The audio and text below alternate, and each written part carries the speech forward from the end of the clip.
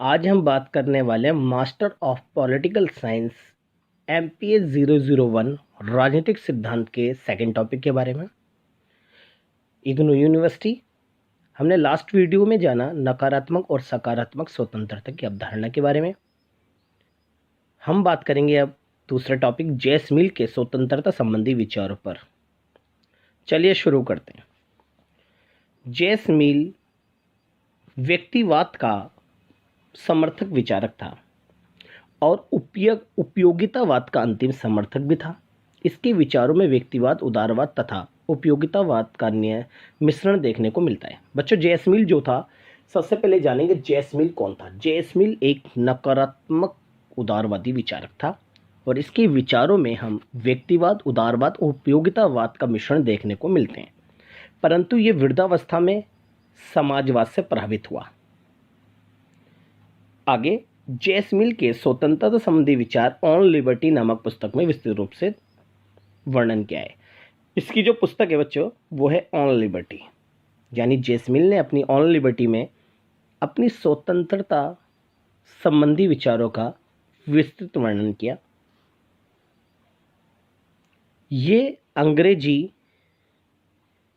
साहित्य में स्वतंत्रता के संबंध में लिखा गया सर्वाधिक महत्वपूर्ण ग्रंथ था।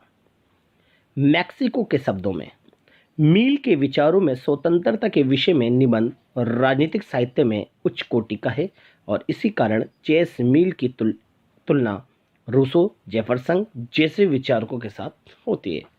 बच्चों, यहाँ जेस मिल जो था बहुत ही उच्च कोटि के विचार के और इनकी बहुत बड़े जो विचारक रूसो, जेफरसन जैसे विचारक हैं उनके साथ इनकी तुलना की जाती है। चलिए देखते हैं जेस मिल स्वतंत्रता की आवश्यकता को कैसे महत्वपूर्ण मानता है। स्वतंत्रता की आवश्यकता। जेस मिल के काल में राज्य की शक्तियां और कार्यक्षेत्र निरंतर बढ़ता जा रहा था। बेंथम के विचारों से प्रभावित होकर राज्य अधिक से अधिक कानूनों का निर्माण करने लगा।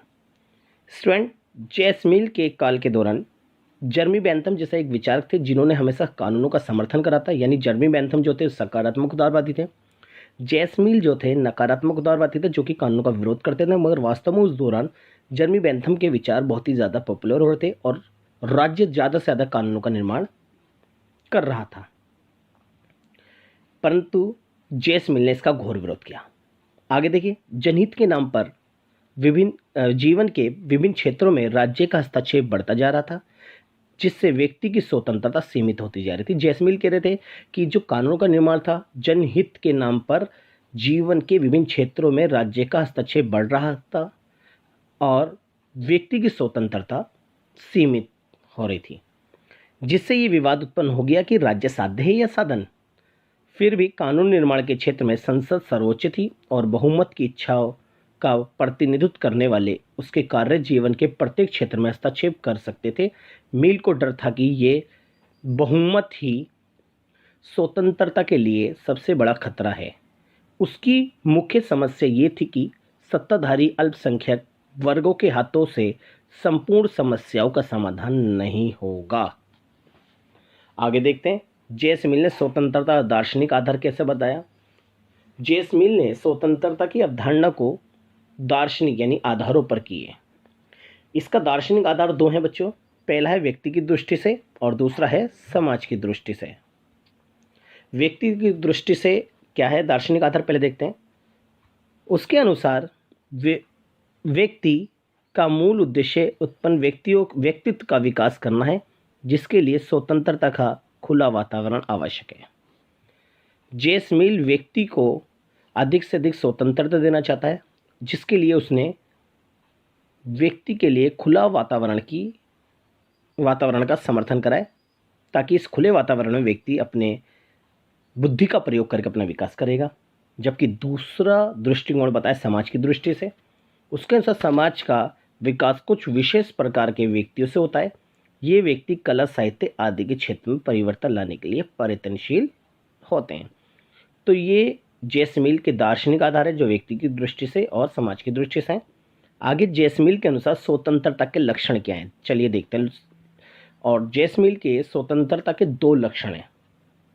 पहला लक्षण है व्यक्ति स्वयं अपना स्वामी है, जिसके अंदर कहा गया है व्यक्ति अपने ऊपर सर्वोच्च सत्ता रखता है और व्यक्ति अपने शरीर और मस्तिष्क का खुद स्वामी है, इसलिए उसे अपना विकास करने के लिए और कार्य करने की पूरी स्वतंत्रता होनी चाहिए। जेस मिल के अनुसार उन्होंने व्यक्ति को स्वयं अपना स्वामी माना है। इनका मानना था कि मनुष्य शरीर और मस्तिष्क पर खुद उस पर नियंत्रण रखता है और अपने मस्तिष्क और शरीर का स्वामी होता है, इसलिए उसे अपना विकास करने के लिए मनपसंद कार्य करने की पूरी स्वतंत्रता होनी चाहिए। नेक्स्ट पॉइंट है इच्छानुसार कार्य करने की पूर्ण स्वतंत्रता। जेसमिल के अनुसार व्यक्ति को इच्छानुसार कार्य करने की पूर्ण स्वतंत्रता होनी चाहिए और ऐसी स्वतंत्रता को नियंत्रित किया जा सकता है। उसके अनुसार यदि व्यक्ति ऐसे पुल से गुजर रहा है तो उसके टूट जाने की संभावना हो तो उस व्यक्ति को जाने से रोका जा सकता है, क्योंकि नदी में गिरने की किसी की व्यक्ति की इच्छा नहीं होती। यहाँ जैस्मिल का मानना यह है कि मनुष्य को अपनी इच्छा अनुसार कार्य तो करते देना चाहिए और राज्य को उसकी कार्य या उसके स्वतंत्रता में हस्तक्षेप नहीं करना चाहिए। लेकिन अगर कोई व्यक्ति किसी कार्य करने से उसका अहित होता है तो राज्य को फौरन उस कार्य को करने से रोक देना चाहिए। यहाँ पर बच्चों साफ साफ जेसमिल कानून का विरोध तो कर रहा है, लेकिन मनुष्य का अहित होने पर कानून का प्रयोग करने का ये दावा भी करता है। इसलिए उसने एक उदाहरण दिया, यदि कोई व्यक्ति किसी ऐसे पुल से जा रहा है जो पुल टूटने की संभावना है तो मनुष्य को मरने यानी पुल टूटने से मरने की इच्छा किसी की नहीं होती, इसलिए राज्य को उसे रोक देना चाहिए। ठीक है बच्चों, तो ये दो लक्षण थे। आगे जेसमिल के अनुसार स्वतंत्रता के प्रकार, स्वतंत्रता के दो प्रकार बताएं, एक विचार अभिव्यक्ति की स्वतंत्रता और कार्य करने की स्वतंत्रता। जेसमिल के पता व्यक्ति को अपने विचार अभिव्यक्त करने की पूरी आज़ादी होनी चाहिए और किसी प्रकार का इस पर प्रतिबंध नहीं होना चाहिए। दूसरा, कार्य करने की आज़ादी होनी चाहिए। इस जो व्यक्ति को जैसा काम करना है किसी प्रकार का, उसे मनपसंद कार्य करने की पूरी स्वतंत्रता होनी चाहिए और किसी प्रकार का कोई भेदभाव नहीं होना चाहिए। जेसमिल की स्वतंत्रता की सीमा है, सीमाओं को बच्चे आलोचना में भी लिख देते हैं, जैसे कि स्वतंत्रता के लिए कुछ इसने सीमाएं दी गई हैं, रोका गया, उसके बारे में बात करेंगे। यदि व्यक्ति दूसरे की स्वतंत्रता में हस्तक्षेप करता है तो राज्य को उसके स्वतंत्रता में हस्तक्षेप करना चाहिए। यानी उसने कानून का विरोध तो किया और यहाँ तक कि राज्य को साफ साफ कहा है कि मनुष्य अगर ईमानदारी से अपनी स्वतंत्रता का प्रयोग कर रहा है और उसकी स्वतंत्रता के प्रयोग से दूसरे का अहित नहीं हो रहा है तो राज्य को कोई हस्तक्षेप नहीं करना चाहिए। अगर कोई व्यक्ति अपनी स्वतंत्रता का प्रयोग कर रहा है, उसकी स्वतंत्रता से दूसरे का अहित हो रहा है तो राज्य को जब उसकी स्वतंत्रता में हस्तक्षेप करना चाहिए, ये इसकी सीमा है।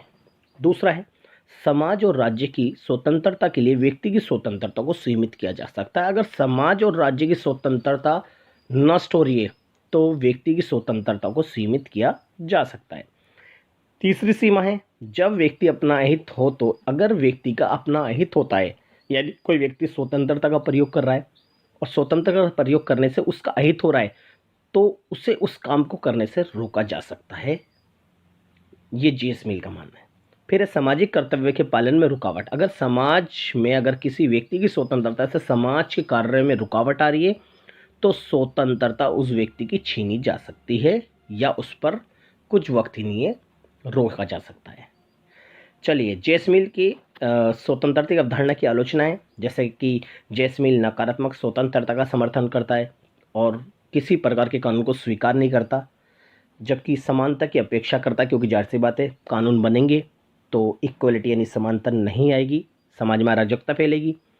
तीसरी आलोचना है, प्रत्येक व्यक्ति एक समान योग्य नहीं, ये तो बात फैक्ट है। जेसमिल कहता है व्यक्ति बुद्धिमान है, इसलिए प्राकृतिक वातावरण में खुला छोड़ दो। अगर प्रत्येक व्यक्ति एक समान योग्य नहीं होता तो डेफिनेटली विकास नहीं होगा।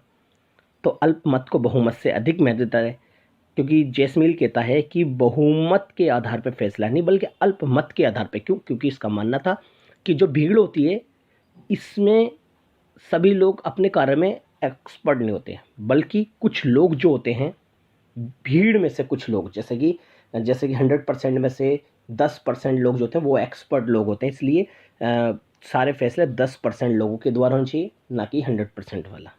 तो व्यक्ति को प्रत्येक कार्य करने की स्वतंत्रता नहीं दी जा सकती। जैसे मिल कहता है व्यक्ति को प्रत्येक कार्य करने की स्वतंत्रता होनी चाहिए। वास्तव में हर व्यक्ति को स्वतंत्रता नहीं दी जा सकती, क्योंकि वो व्यक्ति समाज के असामाजिक कार्य भी करेगा जिससे समाज का हित होगा। तो इस तरह से ये आलोचना थी। तो जेस मिल की कुछ निष्कर्ष है। जैसे अगर हम बात करें, जेस मिल जो था एक नकारात्मक व्यक्ति था, उपयोगवाद का अंतिम समर्थक था। वो आगे चलकर मार्क्सवादी समाजवाद का भी समर्थन करने लगा। इसकी जो अपने विचार है लोकतंत्र या प्रतिनिधि या स्वतंत्रता के ऑन लिबर्टी पे इसका विस्तृत वर्णन किया गया है। व्यक्ति को योग्यता का स्वामी मानता है। इसने एक तरफ नकारात्मक स्वतंत्रता की बातों की कानूनों का विरोध करा, मगर एक पक्ष की तरफ राज्य के कानूनों को भी मानता है और ऐसे व्यक्ति की स्वतंत्रता को छीनने का समर्थन करता है, जिससे समाज और राज्य की स्वतंत्रता या उसके कार्य करने में बाधा उत्पन्न होती है और व्यक्ति को ये खुले वातावरण में खुला छोड़ देने का समर्थन करता है। तो इस तरह से ये स्वतंत्रता की अवधारणा है जेस मिल की, ये मोस्ट इम्पोर्टेंट है। इसकी अगली वीडियो के लिए हमारे चैनल को सब्सक्राइब करें, लाइक कमेंट शेयर करना ना भूलें।